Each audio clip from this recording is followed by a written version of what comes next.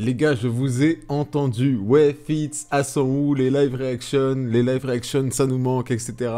Bon, les gars, moi personnellement, je kiffe faire des live réactions, mais je kiffe aussi faire des reviews. Donc c'est ça le problème, c'est que je peux pas tout le temps faire des live réactions parce que déjà c'est plus long.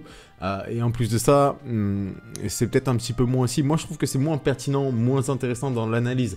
Maintenant, si vous aimez bien les deux, pourquoi pas faire de temps en temps les deux quand c'est possible. Et c'est peut-être ce qu'on va faire cette fois-ci avec le chapitre 1067. Donc munissez-vous du chapitre 1067 devant vos yeux, puisque bien entendu je peux pas vous l'afficher pour des raisons de droit d'auteur sur l'écran. Et puis on est parti pour la lecture de celui-ci. Juste avant ça, on rappelle que le chapitre 1066 finissait sur les révélations de... Enfin, parler des révélations de Vegapunk sur Ohara, je me rappelle plus Ohara. Et on avait également à la fin Vegapunk qui devait révéler quelque chose au groupe de Mugiwara qui était avec lui. Donc chapitre 1067, Punk Records, avec la froide odyssée du Germa 66, le 24e épisode. J'ai oublié, t'es qui déjà? Judge versus Caesar. Alors ce qui est intéressant, c'est que on va peut-être avoir quelques infos sur Punk Hazard aussi, en plus, à travers cet arc. Qu'est-il arrivé à ta tête? Elle ressemblait à une énorme ampoule avant, une tête bien curieuse. Donc on va apprendre qu'est-ce qui s'est passé au cerveau de Vegapunk. Alors, par exemple, chose toute bête, mais j'avais même pas tilté, mais en effet, Vegapunk, c'est une énorme giga-ref à Einstein, en fait, au niveau du chara design. Bon, on va voir ce qu'il est passé du cerveau de Vegapunk. Est-ce qu'il a divisé son cerveau tout simplement dans chacun de ses corps? Elle devenait un peu trop longue, alors je l'ai coupée. Je ne parle pas de tes cheveux. Si je me souviens bien, j'étais presque aussi grand qu'un géant quand je t'ai rencontré. J'ai entendu des rumeurs qui disaient qu'elle était énorme, mais c'était une vraie montgolfière. Eh bien, c'est parce que j'ai mangé le Nomi. Donc on a ici un petit peu la représentation en même temps de la vraie tête de Vegapunk, la taille qu'elle avait à la base de la tête de Vegapunk, et en effet il avait un cerveau tellement énorme que visiblement il avait quasiment la taille d'un géant pendant que Luffy il est en train de taper son meilleur délire à s'entraîner à essayer de voler dans le fond. Pardon, je me suis mordu la langue, je voulais dire que je suis un cerveau sur pattes. Parce que j'ai mangé le Nomi. Donc en fait, il est intelligent grâce à un fruit du démon. Il me permet de mémoriser un nombre illimité de connaissances, et mon cerveau grossit en conséquence. Avoir une banque illimitée de données est une capacité pratique pour un génie né comme moi. C'est incroyable, d'accord. En fait, Vegapunk, de base, ok, il est très intelligent, mais en plus de ça, il a mangé du coup un fruit du démon qui le rend encore plus... pas encore plus intelligent, mais qui forcément va lui permettre de mémoriser toutes les connaissances qu'il va acquérir. Maintenant, j'ai le plus gros cerveau du monde et il continue de grossir. Il continue, mais tu l'as rangé quelque part. C'est génial. Est-ce que tu as aussi des tonnes de connaissances médicales, Dr Vegapunk? Naturellement. Donc, tu es stupide maintenant, vieil homme, puisque tu t'es coupé le cerveau. Ne doute pas de mon génie, petite fripouille. Tu vois cette pomme ici? C'est une antenne. Oh, ça va être ça le délire du coup. Il a une pomme qui lui sert d'antenne pour capter... toutes les références de ces différents cerveaux, je pense. Jetez un coup d'œil au sommet de l'île, vous voyez l'inscription. Punk Records, sous l'œuf géant. C'est le hangar où je garde mon cerveau. Ah ouais, d'accord. En fait, j'avais clairement sous-estimé le bail en pensant qu'il avait peut-être divisé son cerveau dans les différents corps, mais pas du tout en fait. Je crois que son cerveau, il est beaucoup plus grand que ça, les gars. Et en fait, son cerveau, il est carrément stocké dans un hangar, genre. Quoi, ce n'est pas trop grand, il n'y a pas de mal à ce que je sois loin de lui, puisque mon antenne peut capter les ondes cérébrales. Ok. Vous avez rencontré une petite fille tout à l'heure. Elle se faisait appeler Vegapunk, pas vrai? Mais c'est un de mes clones, il y en a 6 en tout sur l'île. Tu es un ninja, chaque clone... Et il est trop con, lui. Il est trop con. Ah, je sais pas. Il a fait le mode... il a fait le truc de Naruto, genre, pour le multiclonage. Chaque clone est énorme. Chaque clone est une facette de moi-même, est un expert dans son propre domaine d'études. Les 6 ensemble représentent ma vraie personnalité, mais ils peuvent faire 6 fois le travail séparément. Qu'est-ce que... Donc on a la présentation de Colère, numéro Vegapunk 05 Atlas. Chacun d'entre eux se connecte une fois par jour au Punk Records pour synchroniser nos souvenirs et nos connaissances. Leur disposition et responsabilité étant si différentes, la richesse de leurs expériences est d'autant plus grande. D'accord, donc en fait, tous les Vegapunk, tous les jours, vont se synchroniser au Punk Records pour mettre à jour les connaissances qu'ils ont acquéri au cours de la journée. Putain, c'est quand même un truc de fou, quoi. Oda, il a vraiment une imagination de malade, hein. Vous partagez tous le même cerveau, j'ai du mal à me faire à l'idée. Bon, Luffy, il comprend rien.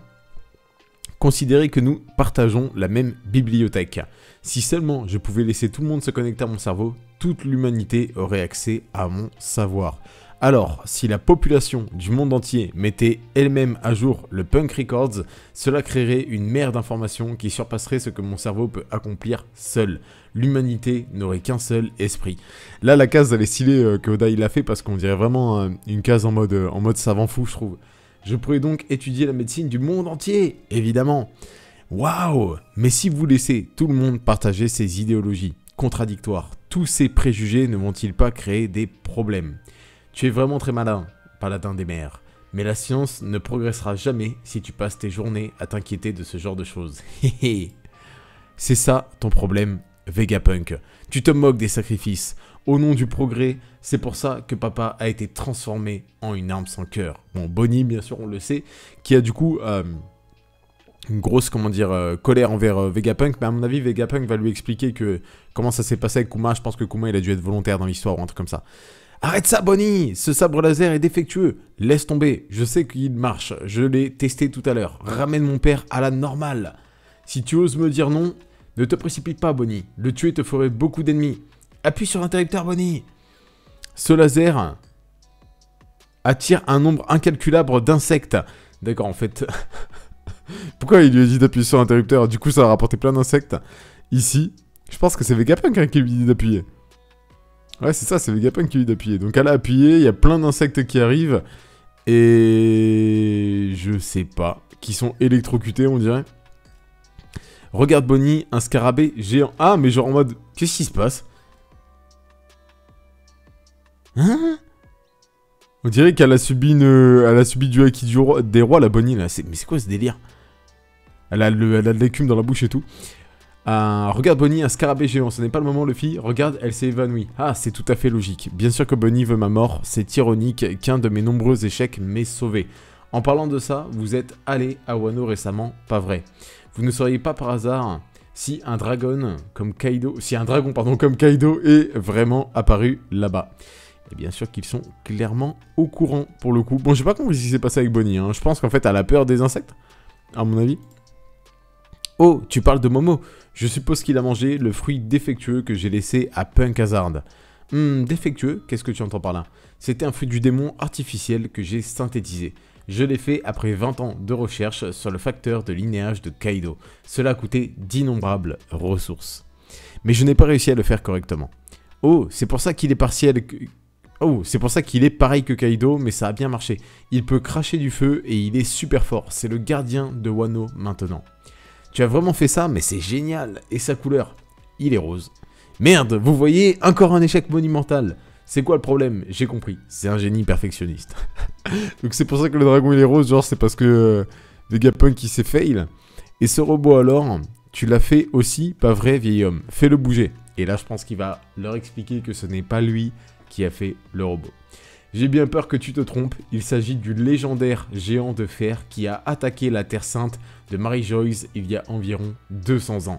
Il y a 200 ans? Oui, mais il a été construit il y a plus de 900 ans. Quoi? Mais c'est impossible! Son objectif demeure inconnu. J'ai entendu dire qu'il est tombé à court d'énergie avant qu'il ne puisse faire des victimes. Dans tous les cas, je suis sûr que les scientifiques de l'époque étaient absolument sidérés. Une technologie aussi avancée leur aurait semblé totalement étrangère. Aucun d'entre eux ne pouvait dire d'où il venait ou ce qu'il a essayé de faire. Donc le robot, qui a été construit il y a plus de 900 ans, enfin il y a 900 ans, a attaqué Mary Joyce il y a 200 ans. Ok. Et il est tombé à court d'énergie lors de l'attaque, visiblement. Il semble que le gouvernement mondial ait ordonné sa destruction, mais les scientifiques de l'époque ne pouvaient s'empêcher d'être curieux. C'est pourquoi ils l'ont caché ici, pour qu'il soit transmis à l'insu du gouvernement. Bon travail pour avoir trouvé cet endroit. Depuis la ville, l'entrée doit ressembler à un mur. Nous avons juste trébuché ici quand nous étions tous vieux et séniles. Ouais, nous étions tous simplement perdus. Oh, c'est dommage. Il y a 200 ans, c'est à peu près l'époque où le mouvement pour les droits des hommes-poissons a commencé à gagner du terrain. Alors ce robot aurait grimpé la Red Line. C'est très probable. Oh là là, attendez, là ça commence à être le bordel. On commence à avoir plein de trucs qui sont en train de se mélanger ensemble.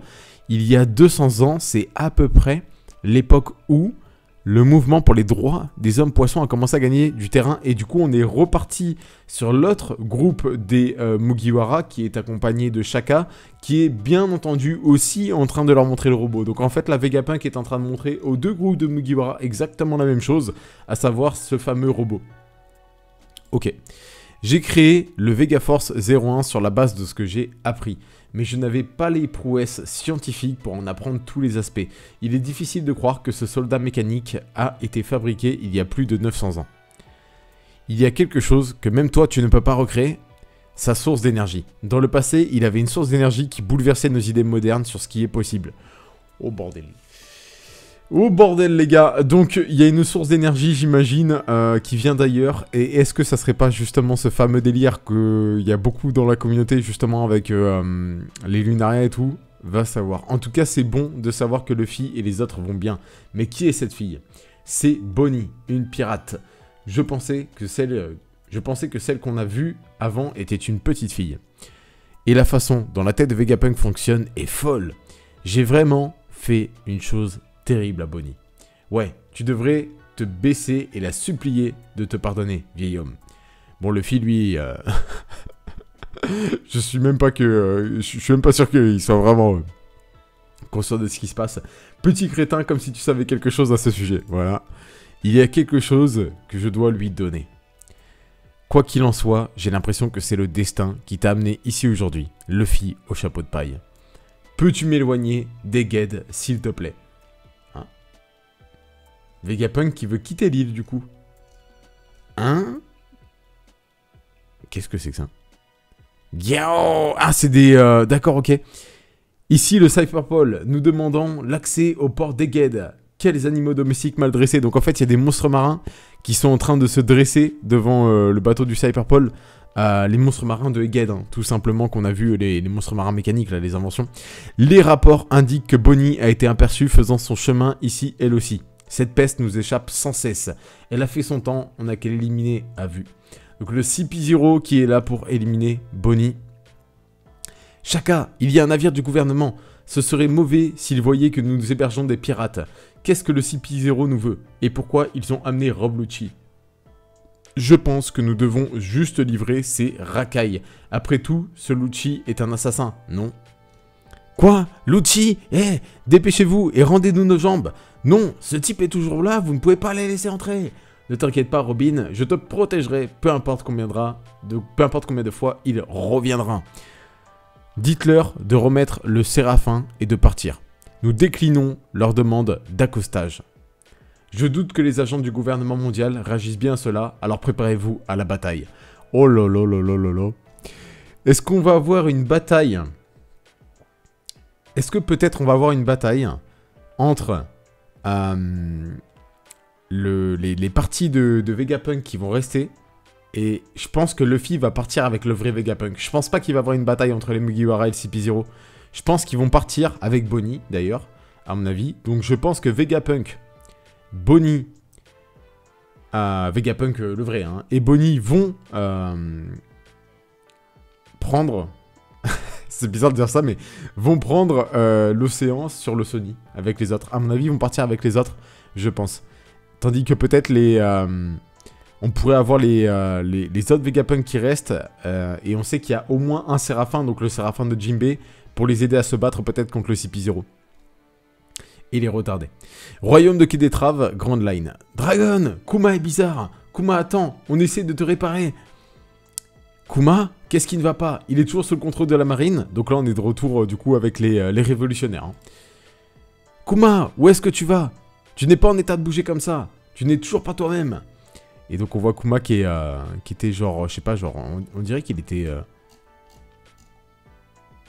Ouais, qu'il était en train d'être réparé, hein, je pense. Hein. Il était en train d'être réparé, tout simplement, et on le voit se libérer de la machine à laquelle il était relié. Qu'est-ce qu'il y a? Je ne sais pas. Kuma! Kuma, reviens ici! Parle-nous, Kuma! Où veux-tu aller? Oh là là, le visage de Dragon, incroyable. Reste avec nous, nous n'avons pas fini de nous battre. L'armée révolutionnaire ne fait que commencer. Une course folle, mais pour aller où? Il y a un délire, je pense, en mode... Est-ce que vous pensez qu'il y a un délire en mode Kuma, il sent que sa fille, elle est en danger?